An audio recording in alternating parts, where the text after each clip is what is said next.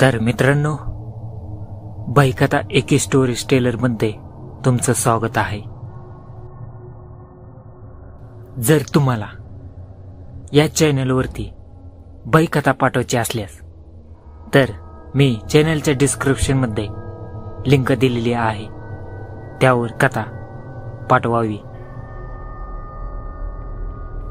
बाईकथेचं नाव आहे night shift. रमेशला नुकतीच एका कंपनीत नाईट शिफ्टची नोकरी मिळाली होती. कंपनी मोठी आणि प्रतिष्ठित होती, पण ती एका जुन्या आणि निर्जन इमारतीत होती. इमारत फारशी वापरात नसल्यामुळे रात्रीचे वातावरण खूप गूढ वाटत असे. कामाच्या पहिल्या दिवशी रमेशला थोडा भीतीचा अनुभव आला, पण त्याने मनात ठरवलं की कामावर लक्ष द्यायचं आणि बाकी कशाला घाबरायचं नाही. रात्रीचे 12 वाजले होते. ऑफिसमधील सर्व कर्मचारी घरी गेले होते.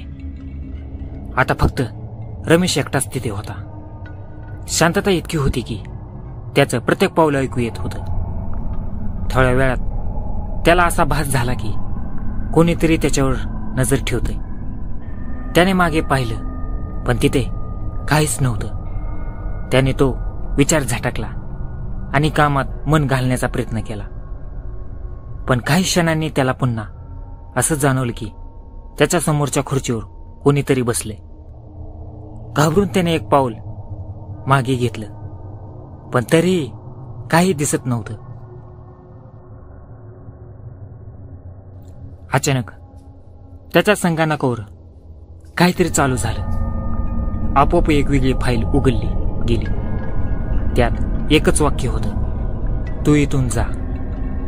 रमेशला तो शब्द पाहून अंगावर काटा आला. त्याने घाईने फाईल बंद करण्याचा प्रयत्न केला, पण ती फाईल बंदच होत नव्हती. त्याच्या आसपासचा थंडावा वाढू लागला आणि तो बधीर व्हायला लागला. तेवढ्यात त्याला अचानक खुर्चीवरून आवाज आला आणि समोरचं वातावरण धुसर होऊ लागलं. रमेश हळूहळू त्या खुर्चीकडे पुढे सरकला आणि त्याला जाणवलं की त्याच्याच मागे सावलीसारखा काहीतरी आहे. रमेशच्या हृदयाची धडधड वाढली होती, पण त्याने धाडस करून त्या खुर्चीकडे पाहिले. तो आवाज हळूहळू स्पष्ट होत चालला होता, जणू कोणी त्याच्याशी बोलत होतं. रमेशने मन कठोर करून विचारलं, कोण आहे तिथे? क्षणभर काहीच उत्तर मिळालं नाही. मग अचानक खुर्चीवर बसलेली अस्पष्ट आकृती स्पष्ट होऊ लागली. त्या आकृतीतून एक अस्पष्ट चेहरा दिसू लागला. पांढऱ्या डोळ्यांनी रमेशकडे रोखून बघणारा तो चेहरा ओळखीचा वाटत होता. जणू काही रमेशच्या कंपनीत काम करणारा कोणी जुना कर्मचारी होता. रमेशच्या मनात एक जुनी अफवा आठवली. कंपनीत एकदा एक कर्मचारी होता जो नाईट शिफ्टमध्ये अचानक गायब झाला होता. त्याचे शोध लावण्याचा प्रयत्न झाला, पण त्याचा पत्ता काहीच लागला नाही. काही जण सांगायचे की त्याने आत्महत्या केली होती आणि त्याचं भूत आजही इमारतीत फिरत असतं. रमेशने घाबरून विचारलं, तो आहेस का तो? त्यावर त्या आकृतीने हळू आवाजात उत्तर दिलं, हो मीच आहे. येथे अडकलेलो, निघू शकत नाही. हवं ते घेऊन जा, पण येथे थांबू नकोस. रमेशच्या अंगावर काटा आला. त्याला आता कळू लागलं होतं की हे ठिकाण अस्वच्छ आहे. तो तातडीने उठला आणि दार उघडून बाहेर जायला धावला. जसा जसा तो बाहेर जात होता तसं तशी ती आकृती मागे येत होती. अखेर दाराबाहेर पोहोचताच रमेशला जाणवलं की त्याच्या पायाखाली काहीतरी विचित्र आहे. त्याने खाली बघितलं आणि तिथे त्या गायब झालेल्या कर्मचाऱ्याचं नाव कोरलेलं होतं. रमेशने जोरात ओरडलं आणि शेवटी दार उघडून बाहेर पळाला. त्याला वाटलं की आता तो सुरक्षित आहे, पण जेव्हा तो बाहेरून मागे पाहिला तेव्हा त्याला त्या बंद दरवाजा मागे एक चेहरा दिसला. पांढरे डोळे आणि जड श्वास त्या रात्री रमेशने शेवटचा एकच आवाज ऐकला, तू पुन्हा इथे येणार नाहीस. रमेश बाहेर पळून गेल्यावरही त्याचे मन स्थिर नव्हते. त्याला सतत त्या निर्जन इमारतीतला अनुभव आठवत होता. त्याने मनाशी ठरवलं की आता पुन्हा त्या नाईट शिफ्टमध्ये कधीच जाणार नाही. पण सकाळी ऑफिसमधले सहकारी त्याच्याशी काहीतरी विचित्र बोलू लागले. एकाने विचारलं, काल रात्री तुला काही दिसलं का? रमेशने थोडं थांबून उत्तर दिलं, हो, मला काही विचित्र अनुभव आला. तिथे एक आत्मा आहे असं वाटते. सहकारी हसत म्हणाला, अरे त्यात काय नवीन? सगळ्यांना माहिती की त्या जागेत काहीतरी अस्वच्छ आहे, पण आम्ही काही केलं नाही कारण अजून कोणालाही प्रत्यक्ष पाहायला मिळालं नाही.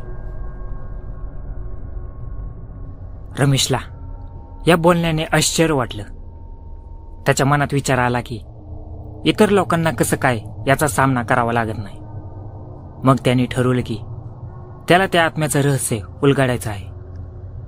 त्या रात्री रमेश स्वतःला सिद्ध करून पुन्हा नाईट शिफ्टला गेला. त्याने काही वस्तू आणि मंत्र सांगणारी पुस्तके बरोबर घेतली होती. रात्री 12 वाजता पुन्हा ऑफिसची लाईट्स बंद पडली. संपूर्ण अंधारात रमेशला पुन्हा त्या खुर्चीवर आकृती दिसू लागली. त्या आकृतीने त्याच्याकडे पाहून सांगितलं, माझं यातून सुटणं तुझ्यावर अवलंबून आहे, मला मुक्त कर. रमेशला भीतीने अंगभर घाम फुटला, पण त्याने धाडस करून विचारलं, मी तुला कसं मुक्त करू शकतो? आकृतीने हळुवारपणे सांगितलं, माझं प्रेत या इमारतीच्या तळघरात दडवलं गेले.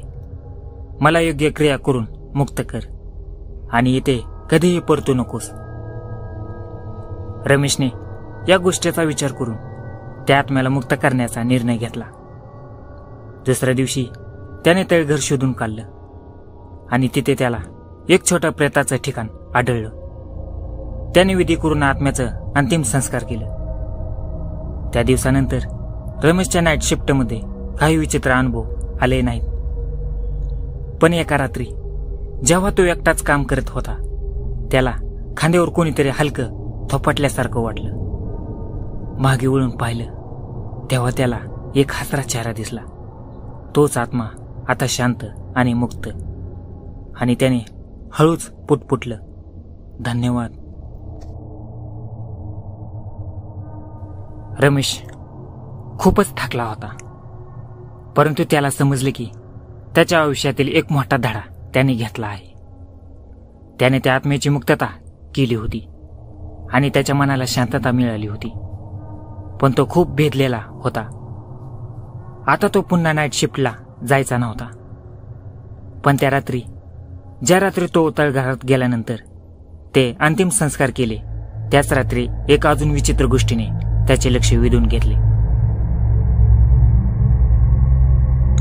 जवळपास 1 आठवडा झाल्यावर रमेशला एक पत्र मिळालं. ते पत्र त्याच्या नामावरचं होतं आणि त्यात एकच वाक्य होतं, तुम्ही मला मुक्त केलं, पण तुमचं वचन राहिलं नाही.